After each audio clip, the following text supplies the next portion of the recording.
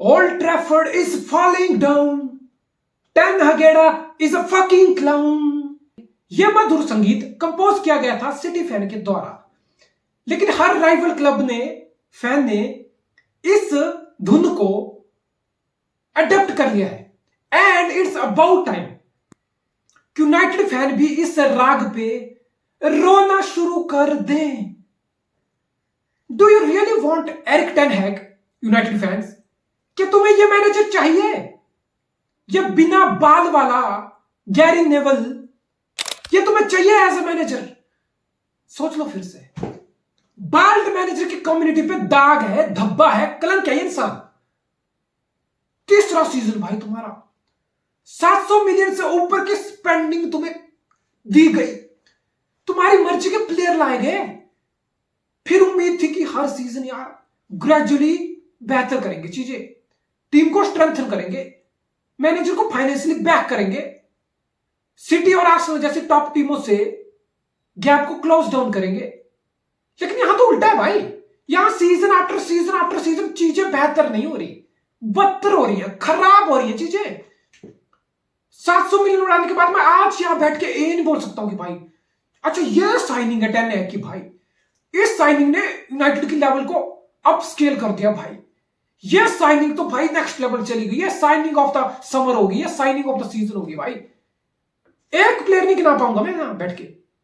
D लिगट yes early days, लेकिन Matthias D लिगट Harry Maguire का दूसरा वर्जन लग रहा है। मेसन माउंट को तुमने साइन किया, क्यों किया, क्या कारण थे, मैं आज तक नहीं समझ पाया हूं भाई।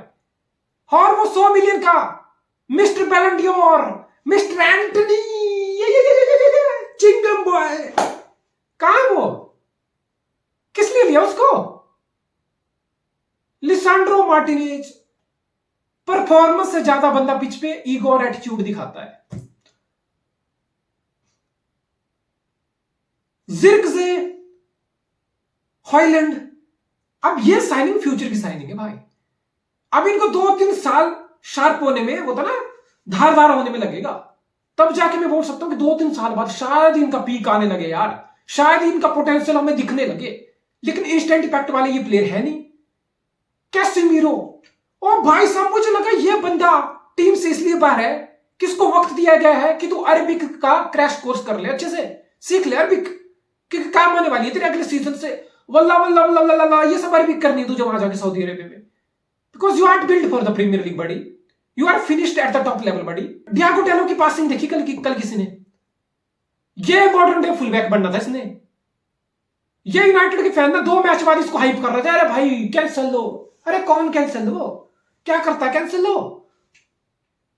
बड़े मैच में डियागो डेलो की ऐसी औकात दिखती है ना बहनचोद, ये मॉडर्न डे फुलबैक बनेंगे इनके।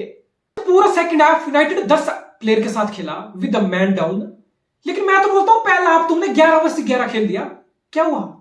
क्या तुम्हें पहला हाफ देख के लग रहा था कि 11 वर्सेस 11 है? नहीं, तब भी ऐसा लग रहा था कि 10 वर्सेस 11 है और ये मैन वर्सेस बॉयज हो रहा है। पहले हाफ में 11 वर्सेस 11 के साथ लगभग 30% ज्यादा पोजेशन स्पर्स रखा, तुम्हारे पास से लगभग डबल पास टॉटनहम हॉटस्पर कंप्लीट किया। एक गोल नहीं होना चाहिए था स्पर्स के पहले हाफ में, 3-4 गोल स्पर्स के पहले हाफ में ही हो जाने चाहिए थे। एब्सोल्युटली डोमिनेंस, अटर डोमिनेंस भाई। प्रेस देख लो, मतलब वर्क रेट देख लो, फाइनल थर्ड में नंबर कमिट देख लो, मतलब लिटरली ऐसा लग रहा था कि भाई सामने बच्चे हैं, ये कोई बच्चे खेल रहे हैं सामने स्पर्स के सामने, ये कोई प्रोफेशनल फुटबॉल की टीम नहीं खेल रही सामने। अगर मैं टेक्निकली बात करूं तो एंज पोस्टेकोग्लू ने बहुत इजीली यहां पे टेन हैग को आउट प्ले कर दिया। बेसिकली एट टाइम्स हमने देखा कि एंज पोस्टेकोग्लू अपने दोनों फुलबैक को इन्वर्ट करके खिलाता है, लेकिन यहां पे एंज पोस्टेकोग्लू ने अपने दोनों फुलबैक को फुलर एंड वाइडर खिलाया, फिर दोनों centre back, it was basically 2 at the back shape, फिर बेंटनकर आपका नंबर 6 था एंड कुलिसेस्की और मेडिसन वाज योर नंबर 8, फिर दोनों में से एक एट टाइम ड्रॉप डिप करता था in spot of Bentancur forming double pivot. Right side पे ब्रेंडन जॉनसन की विड्थ थी, लेफ्ट पे वर्नर की विड्थ थी and obviously Dominic Solanke was your number 9। अब यहां पे एक कैच देखो तुम, अब मैनचेस्टर यूनाइटेड की अगर प्रेस की बात करूं तो नंबर 9 और नंबर 10 ज़र्कज़ी और ब्रूनो फर्नांडिस मैनचेस्टर यूनाइटेड के लिए अप फ्रंट से प्रेस कर रहे थे। फिर मैनचेस्टर यूनाइटेड के दोनों winger they were maintaining narrow shape, they were pressing from inside, और स्पर्स ने इसी बात का फायदा उठा लिया। स्पर्स ने दोनों फुलबैक को खुद ने डिवाइडर रखा, तो फिर सेंटर बैक स्पर्स के सीधा बॉल प्ले कर रहे फुलबैक को, दोनों फुलबैक, खासकर लेफ्ट में उडोगी फुल डिवाइडर। फिर उडोगी बेसिकली बॉल रिसीव कर रहा स्पेस में, कोई मार्क नहीं कर रहा। फिर यहां पे सिचुएशन क्रिएट हो रही 2 वर्सेस 1 की। अब यूनाइटेड का फुलबैक मजरोई 2 वर्सेस 1 हो गया बंदा, वो उसको उडोगी भी हैंडल करना है, उसको फिर वर्नर भी हैंडल करना। और फिर हमने कितनी बार देखा इस ओवरलोड का, इस एडवांटेज का फायदा उठाया गया। टीमो वर्नर को 2 बार प्ले ऑन करके 1 वर्सेस 1 ओनाना के सामने डाला गया। बट भाई हगेड़ा है टीमो वर्नर, मतलब इससे ज्यादा वाहियात फिनिशिंग क्या होगी किसी प्लेयर की भाई। तुम टॉप लेवल में खेल रहे हो यार, तुम मतलब हग रहे हो भाई। यहां पे सॉन होता ना, सॉन ये दोनों चांस 1 वर्सेस 1 हरगिज मिस नहीं करता। Basically, Spurs were flying, man. They were absolutely outplaying Manchester United through their fullback और भाई साहब एंज पोस्टेकोग्लू को फंडा बड़ा सिंपल है। बंदा कराता है अपने फुलबैक को कमिट।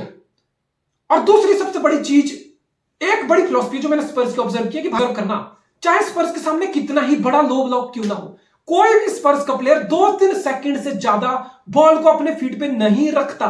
उससे पहले उस प्लेयर को बॉल रिलीज करनी होती है, पास करना होता है, क्रॉस करना होता है, थ्रो बॉल निकालनी होती है, लेकिन बॉल रिलीज करनी होती है। और तीसरा सबसे बड़ा मेथड है कि फाइनल थर्ड में नंबर कमिट करो। फुलबैक चाहे इन्वर्ट होंगे या विड्थ होल्ड करेंगे, फिर चाहे विंगर इनसाइड आएंगे, फिर दोनों number 8 left right half space में जाएंगे। इट्स लाइक जितना हो सके फाइनल थर्ड में नंबर कमिट किए जाए, फिर चीजों को मिक्स किया जाए। दे आर नॉट प्रेडिक्टेबल कि फाइनल थर्ड में है, फिर बैठ गए, फिर साइड पास चल रहे, बैक पास चल रहे, नहीं। कभी क्रॉस आ जाएगा, कभी फुलबैक के साथ विंगर का लिंकअप हो जाएगा, कभी राइट हाफ स्पेस या लेफ्ट हाफ स्पेस में मिडफील्डर अटैक करेंगे, स्पेस को एक्सप्लॉइट करेंगे, क्रॉस फेंकेंगे, लिंकअप होगा, थ्रो बॉल होगा। So there is a variety of ways, unpredictability, there is lot of uncertainty and threat about this Tottenham Hotspur team going up front. Tenacity, intensity, work rate, yes, these are the key factor of this Ange Postecoglou ball, Ange ball. और फिर जब तुम्हारे full-back इतने pace वाले हो, Pedro Porro Udogie, they are extremely quick with that ball, they can get back to their position very quickly। और फिर centre back कौन है? Micky van de Ven, Cristian Romero. भाई साहब मुझे लगता है वेंडर वैन से ज्यादा तेज कोई विंगर भी इस टाइम प्रीमियर लीग में है।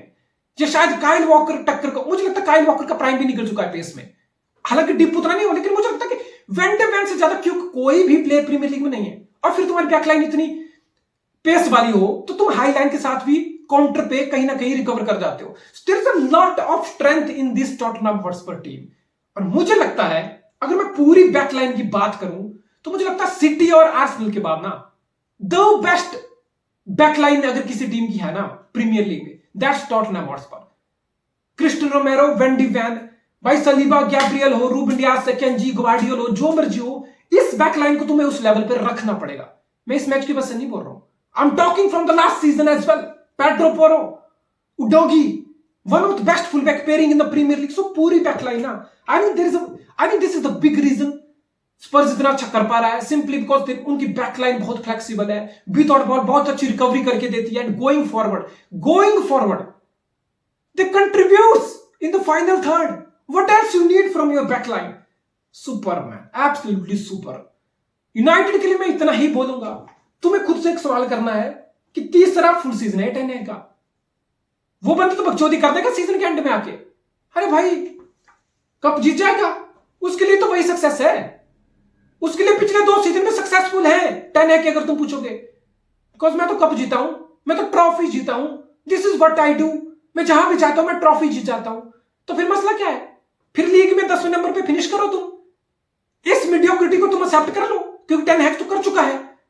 उसके लिए नॉर्मल है ये लीग में 8वें 10वें नंबर पे फिनिश करना या रहना पूरा साल, उसके लिए नॉर्मल है। बिकॉज बंदा लास्ट में आके कप जीत गया तो बोल देगा अरे भाई जीत के कप दे, लो भाई लो जीत की ट्रॉफी। भाई मैनचेस्टर यूनाइटेड जैसे क्लब के लिए कोई भी कप, ट्रॉफी, लीग कप या एफए कप एक सक्सेसफुल सीजन नहीं होना चाहिए। लीग में तुम कहां खड़े हो, चैंपियन लीग फुटबॉल तुम खेल नहीं रहे हो, तो ये पैरामीटर होने चाहिए।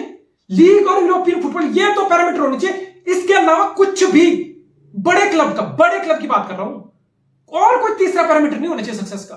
लीग कप, कार्बो कप तुम जीत रहे हो, अच्छी बात है, cherry on the cake, cherry on the cake. इससे ज्यादा कुछ नहीं होनी चाहिए चीजें। लीग में तुम कहां खड़े हो? लीग में तीसरा फुल सीजन, क्या तुमने इंप्रूव किया टीम को? Answer is no. Champion league football तुम टीम से मिस करा रहे हो क्लब से, और बातें बकचोदी तुम्हारी बड़ी बड़ी पेल जाते हो तुम यार। Seriously, man, they gotta consider whether this guy is good enough or not, man. He should be under consideration. You can't just continue with this guy, man.